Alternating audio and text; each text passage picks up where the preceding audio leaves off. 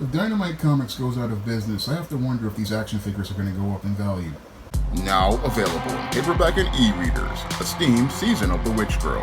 The aspiring angel takes on a wicked teenage witch in this action-packed, all-new Esteemed series adventure. Pick up your copy of Esteemed Season of the Witch Girl in paperback and e-readers at online booksellers today.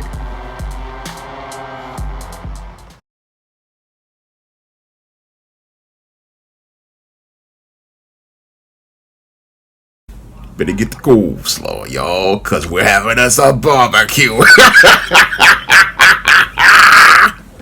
Dynamite Comics is in serious fiscal trouble. Now, according to reports, Dynamite Comics is dealing with the aftermath of the Diamond Comics distribution bankruptcy, and they are owed $1 million by Diamond Comics distributors, and with them being owed this $1 million that are held up by Diamond Comics distribution's bankruptcy, they don't have enough cash reserves in order to make their payroll this week. And with them not being able to make their payroll this week, after trying to get some injunctive relief from the courts on July 2nd and having their claim denied and having to be forced to deal with having to get a hearing from the court on July 16th, along with the other creditors who are looking to get some sort of fiscal relief from the Diamond bankruptcy, Dynamite is in a very precarious position because without the cash reserves in order to make their payroll, it's looking like the company is teetering and tottering on to being possibly the first comic book company to go out of business as a result of the Diamond Comics distribution bankruptcy.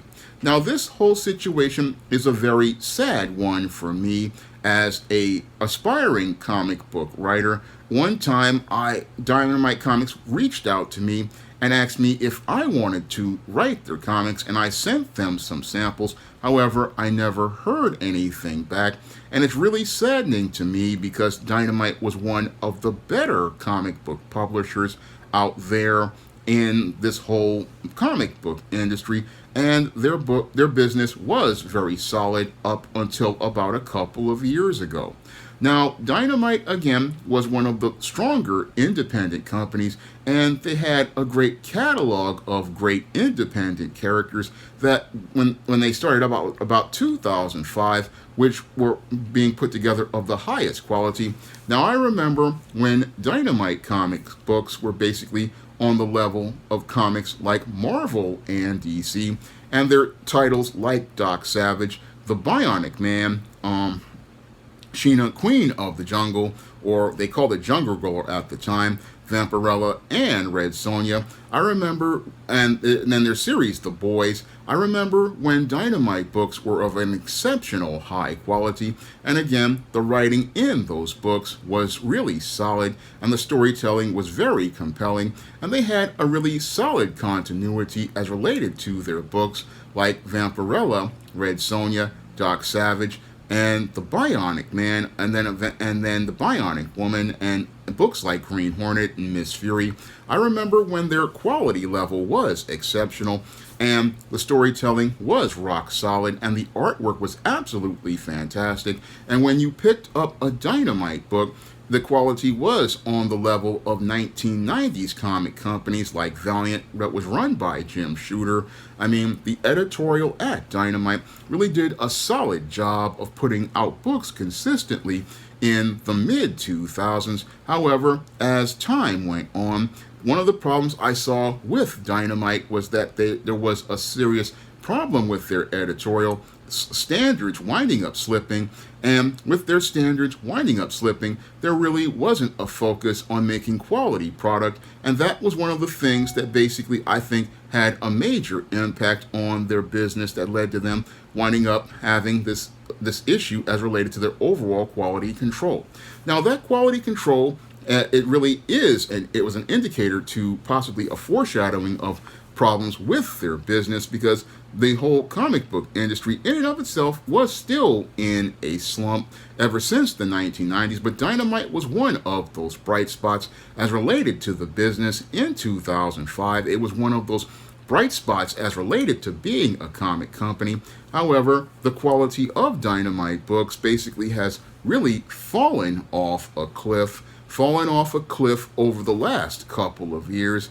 And basically, when I look at this company, again, the issues with Diamond, yes, they were pretty bad, but it just showed an indicator to me of a company that had grown to become extremely complacent and lost its competitive edge ever since I'd say about maybe 2015 or so.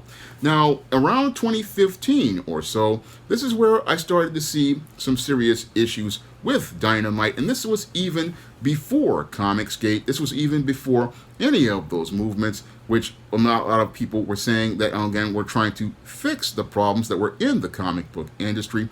Now, the comic book industry in and of itself was in a slump ever since the late 1990s, when the speculator boom wound up ending, and those issues got progressively worse when the people who were running the big two, Marvel and DC, which basically kept the comic book industry afloat, basically brought in some inexperienced people to run their editorial in Dan Didio, a man who had no publishing experience running DC, and Joe Quesada, a guy who had no publishing experience running Marvel. And with both of those incompetent individuals in charge, we basically started to see the alienation of readers who used to buy books from the big two, and that had an impact on Dynamite's business, because when it came down to those books, those Marvel books and DC books, people who went to comic shops would go for their favorite characters like Superman, Batman, Wolverine, Captain America, the Hulk, and they would see the bad girls of Dynamite Comics, and they would go over to check out the Dynamite books and buy them along with the DC and Marvel books. So what happened was, when you had inexperienced editors-in-chief at Marvel and DC doing stories like Graduation Day, doing stories like Identity Crisis, doing stories like One More Day, this was driving away many of the casual comic fans, and as they drove away many of the casual comic fans, that slowed down the foot traffic for many of the comic shops, and this is what led to many comic shops being forced to close, especially after about 2011, when Dan Didio ended the DC Classic Universe at the behest of Warner Brothers management and implemented the New 52. And then, about 4 years later, Marvel introduced the all-new, all-different Marvel after rebooting their universe with the Secret Wars. And this led to the slump turning into a major decline for the entire overall comic book business. And as the industry went into a major decline, we saw many other companies suffer a ripple effect, and Dynamite was one of those companies that basically suffered as related to that ripple effect. And sadly, their editorial really didn't have that vision to go out and basically focus on taking creative risks.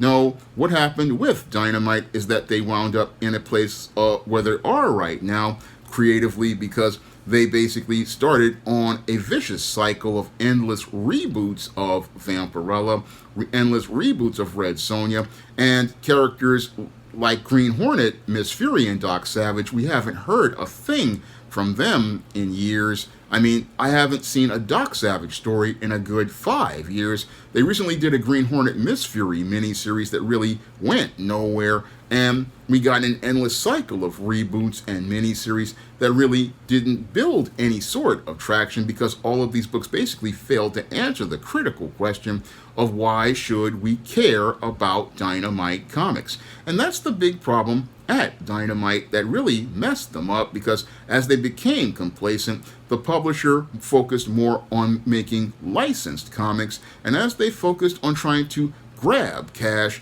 instead of being creative, the entire company went into this creative slump, and that creative slump put them into a fiscal slump, because instead of focusing on trying to take risks creatively and bring out new properties, what Dynamite majorly focused on was old IPs that basically had depreciated in making licensed comics for a profit, and also looked to focus on trying to make profit in the speculator market, on variant covers.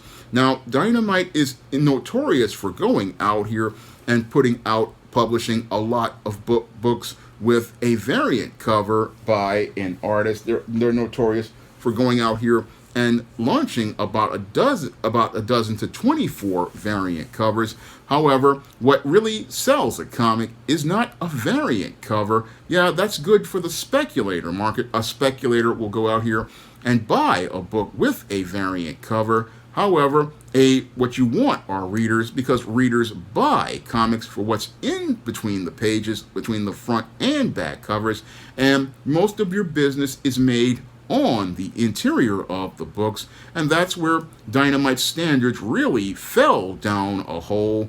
Dynamite's standards fell straight down a hole, because when you bought or read a Dynamite digital comic, yeah, it would have a fantastic cover by a popular artist. However, when you looked at the interior, the art was just chicken scratch, and it was just really horrible to look at. I mean, the interior art was horrible, and that's all because Dynamite was looking to, again, grab the cash and, again, scrimp and save on artists, hiring low-tier artists to work possibly $50 a page, and that's what led to you having these garbage interiors, and even worse, you got garbage stories that really had none of the depth or the layers of old school Dynamite comics. And that really didn't give people an incentive to head to the comic shop to go out here and buy a Dynamite comic or order a Dynamite comic straight from the website. One of the things I will say was a bright spot was they had their own website and basically were able to get comics to readers that way. But Dynamite's focus wasn't on readers. No, it was just on collectors, and that's a major mistake for a publisher. No, as a publisher myself, I know my focus is trying to get readers. That's my main focus, is trying to build my readership up, because what you want are readers, because readers are people who are going to anticipate picking up the next book and picking up the next book for the story and the action going on inside of the pages. They're not interested in getting a variant cover. No, what they want is a good story. And Dynamite's big mistake, as I see it, was not selling stories. That's one of the reasons why they're in this predicament, is that they weren't focused on selling stories and not focused on moving their business forward.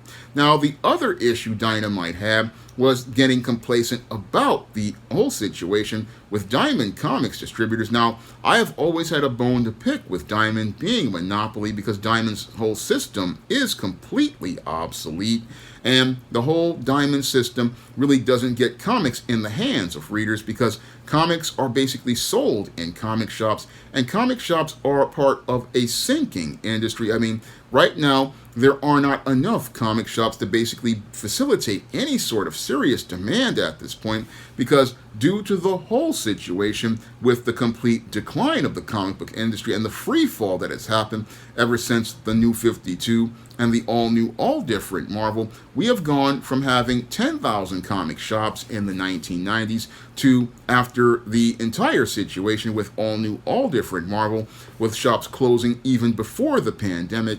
Then the pandemic came along, and now we are at a point of about 300 comic book stores. We're at a point where there are only 300 comic book stores. Now, yes, there are Penguin and Lunar who distribute comics now, but the whole thing is that there's not enough shops to facilitate any sort of strength as related to sales, and Dynamite in and of itself, from what I saw from Comic-Con, many of their books really were not really selling the numbers like they did back in the day.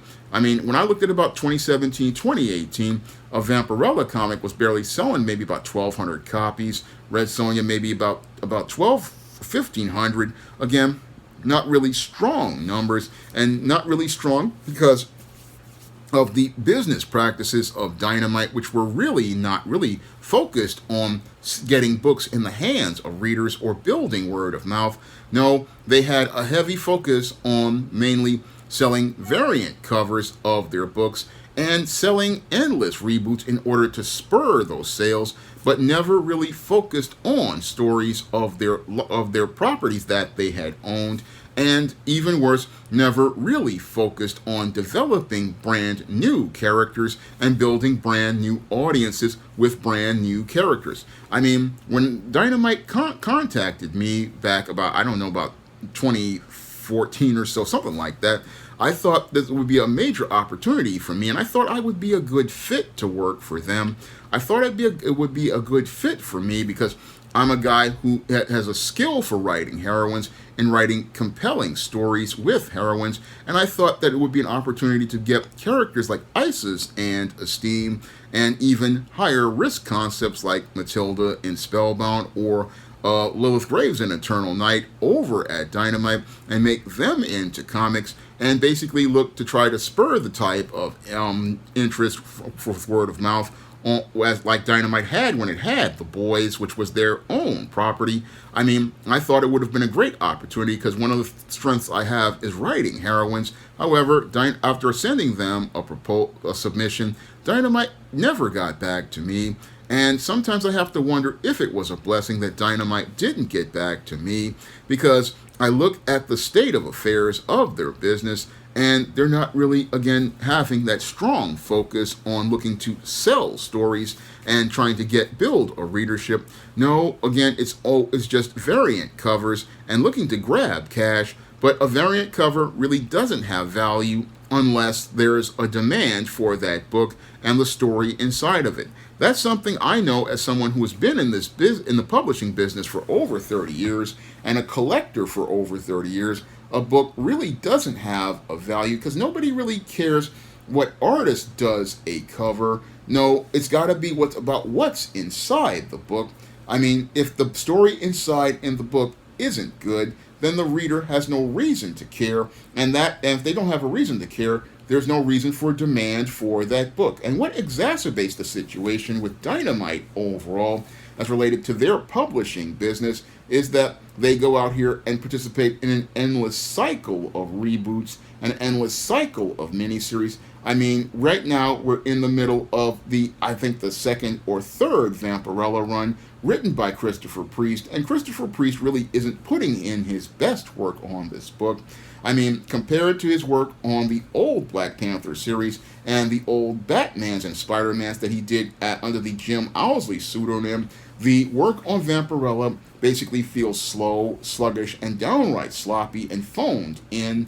And even with his own White Black Panther and that whatever it's called, basically again his work isn't of quality, and that's always been a big problem with Dynamite. They're again looking to scrimp and save on working the interiors and looking to pay the artist on the covers, wherein a smart editor-in-chief would have been looking to try to find quality artists like many of the European comic companies. I'm looking to possibly bring some of those Euro artists over and some of those writers to again create compelling comics like Dynamite used to produce, because one of the reasons why Dynamite couldn't get out of this hole, I believe, is because the people running Dynamite are not visionaries and couldn't see, hey, let's move out of this whole situation with Diamond first, then let's get our interiors back up to a standard of quality. Let's get our interiors back up to a level of high quality. Let's get our art up to a high level of quality so that we can go out here and when people look at Dynamite, they can start looking at Dynamite the same way they would look at Jim Shooter's Valiant. Now, Jim Shooter's Valiant basically set the gold standard for independent comic companies. It basically, when you looked at a Jim Shooter Valiant book, the entire world was consistent, the characters were on point, the art and storytelling was very strong. But when we look at a modern Dynamite book, yeah, they got Disney properties, but the Disney properties are not done as well as previous companies like Whitman or even IDW when they were at their peak. I mean, I looked at their Gargoyles comic and I was just deeply disappointed because I'm a big Gargoyles fan. Gargoyles had a major influence on me on writing books like The Temptation of John Haynes. I mean, most of The Temptation of John Haynes basically is a little bit of Buffy, Ghostbusters, and Gargoyles. And it really saddens me because again I look forward to reading this book. I mean, Greg Weisman did the best with the writing that he could, but the book was a little cluttered because it had too many characters. That's where editorial should have just said, look, we just want to keep this tight. And another problem they had was the art was atrocious on those books. I mean, I had a hard time to seeing what anything was because they hired these horrible artists, and it didn't matter that they had Disney properties. The art in these books is horrible. I mean, even books like Space Ghost, again, great writing, but the book's art is horrible. Again, just showing how the Dynamite has fallen. They used to have a house style. They used to have standards, but those standards aren't there anymore. And that's a big problem with Dynamite, is that the company, again, as a complacent owner, it really isn't focused on standards, isn't focused on improving its level of quality. And even if they were to get themselves out of this hole, there were serious issues as related to their business. There have been issues with Dynamite's business for some time. I mean, problems are with the quality of their books. I mean, the problems are because editorial really has just been phoning it in for some time, just doing all of these little mini series, all these limited series, and these reboots. And again, this has really hurt their business. And the Diamond situation, yeah, it's a bad situation, but Dynamite has been a business that has been run real poor for an extended period of time. It's been really not been run right for a while, and a lot of people want to say, oh, that they were the Diamond they're gonna be the first casualty of the Diamond bankruptcy. No, Dynamite basically was one of these companies that was basically teetering on going out for a long time because there was no quality in the pages of their books. No, they were basically have been phoning it in for an extended period of time. Now, the company that I do lament having issues with Diamond is Fantagraphics Books, because Fantagraphics has been around for over 50 years, and I have old Fantagraphics books, and Fantagraphics basically is what I consider to be one of the best high-quality comics companies out there, and they have given a lot of great indie creators their shots over the years. I mean, Fantagraphics really, that's a well-run comic company, and sadly, they're having problems due to Diamond, and they say that things haven't been this bad, and they would know because I bought their books back in 1987. I have a full run of Captain Jack. I have a couple of Critters comic books and a couple of Usagi Yojimbo books, and again, the quality on a Fantagraphics book is on another level. And again, if they're saying that there is a problem and this has been this bad in the industry, yeah, I would have to agree with them. And I would agree with them even if they didn't say that, because when I look at the state of the industry, as someone who has been a comic fan since he was 4 years old in 1978, it hasn't been this bad in a long while.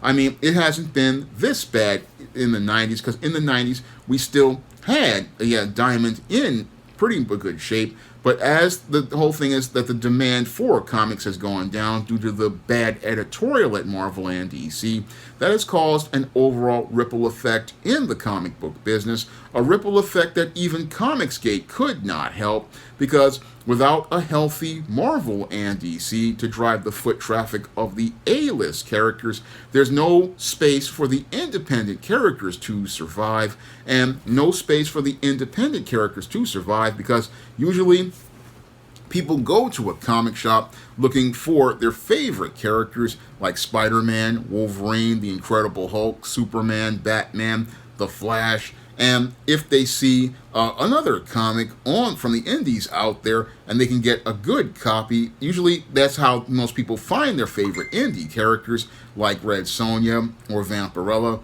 or any of the boys. Basically, people find these books because of the connection they have with Marvel, picking up their Marvel and DC comics, but because we have no good DC comics and no good Marvel comics, again, the ripple effect is impacting things, and again, it doesn't help that Dynamite's quality basically is falling off a cliff as related to their overall standards, as related to their books, and they're not going out here creating innovative concepts like The Boys, or exploring taking all sorts of risks. I remember when Dynamite was a company that took risks on unique concepts and again were able to reap those sales, and they don't really do a good job of promoting their books. I mean, this is something that I go out here and do, whether it be with YouTube videos or live streams or the ads you see in front of my videos. I always try to again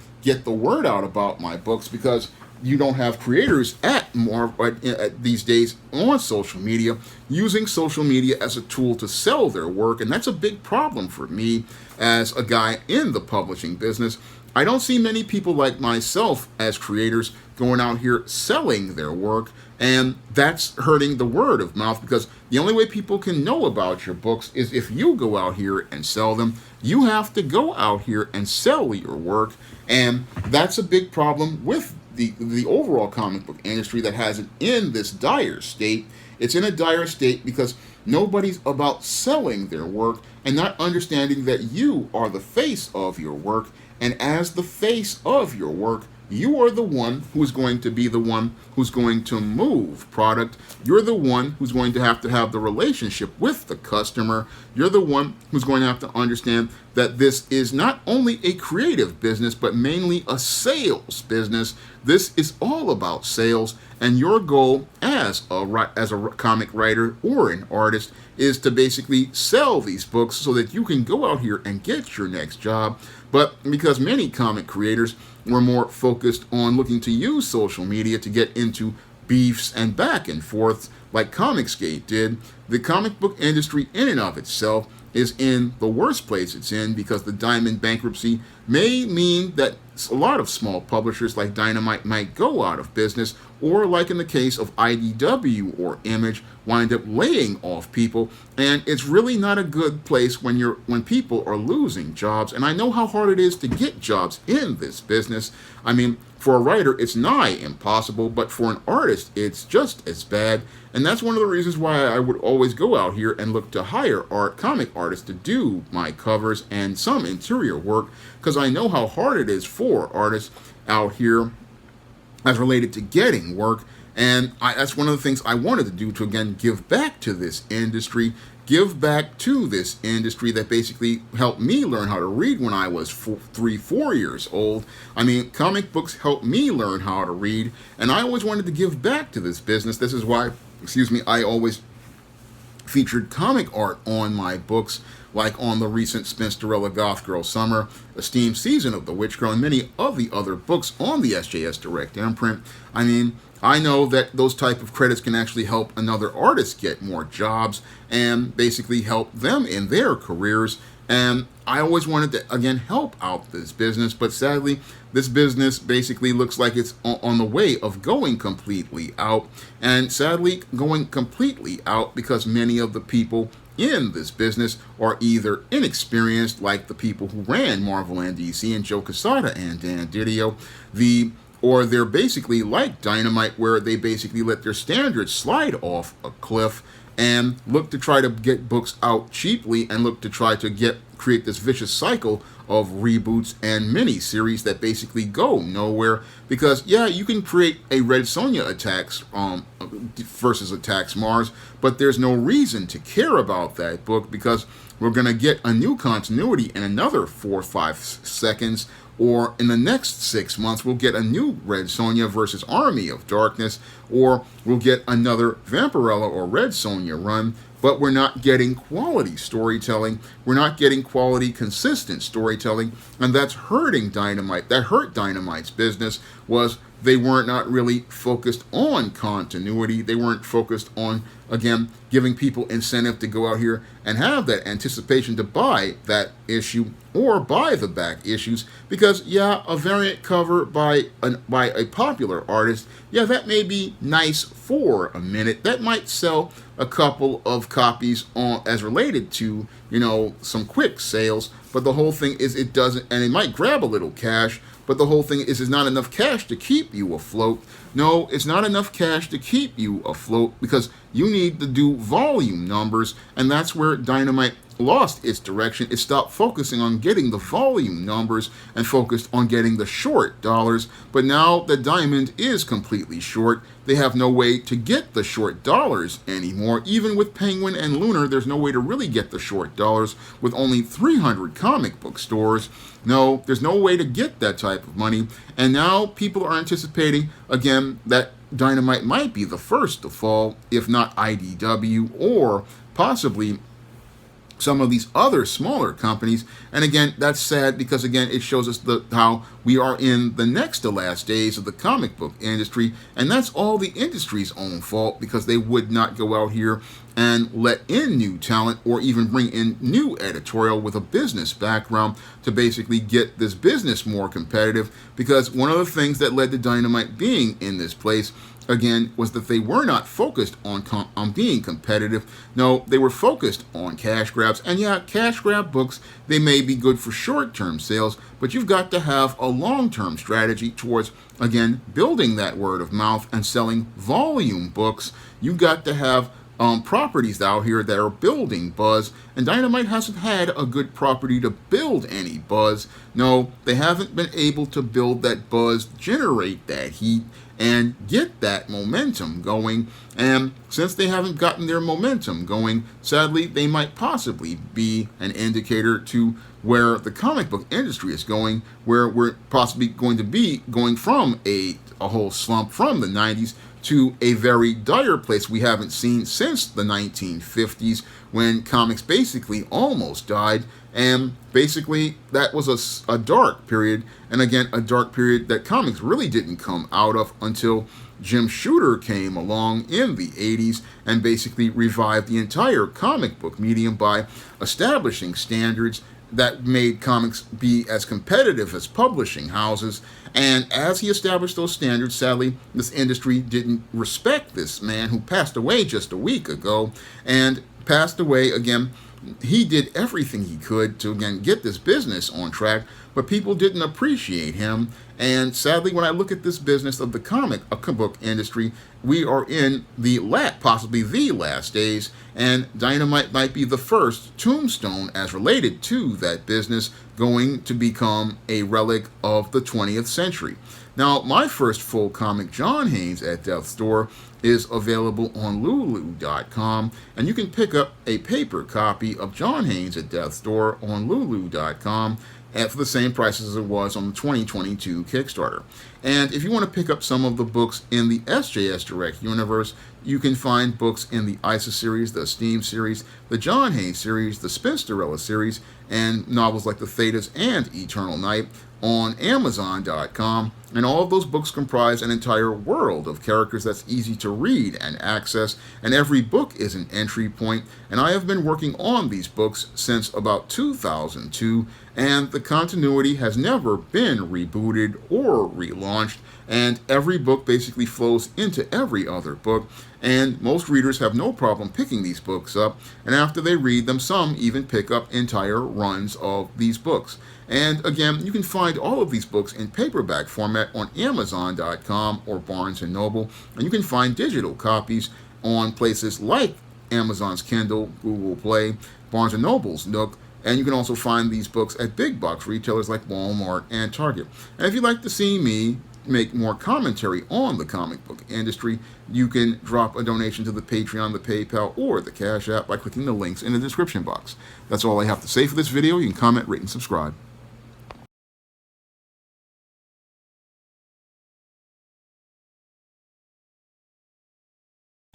Now available on Lulu, John Haynes at Death's Door.